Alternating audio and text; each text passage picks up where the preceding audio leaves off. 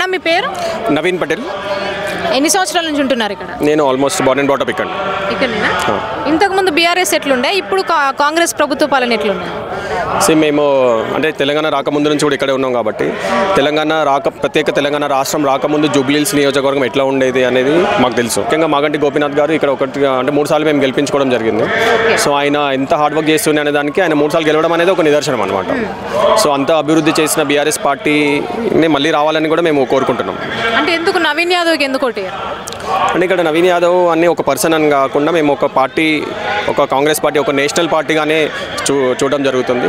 So ఇప్పుడు already అధికారంలోకి వచ్చి వాళ్ళు 22 నెలలు అవుతుంది. మరి ఎలక్షన్ టైంలో వాళ్ళు 6 గ్యారంటీలు అని 420 హామీలు అని చాలా హామీలు ఇవ్వడం జరిగింది. మరి హామీలు ఇవ్వడమే కాకుండా వారు అధికారంలోకి వచ్చిన 100 రోజుల్లోపు కూడా మేము అన్నీ అమలు చేస్తామని చెప్పి అధికారంలోకి వచ్చారు. మరి అధికారంలోకి రాకముందు ఒక మాట, అధికారంలోకి వచ్చిన తర్వాత ఒక మాట అనేది ప్రజలు ఆల్రెడీ చూశారు. సో వాళ్ళు నిజంగా ఇచ్చిన హామీలో ఇంప్లిమెంట్ చేసి ఉంటే డెఫినెట్లీ ప్రజలు వారిని కన్సిడర్ చేసేవారు.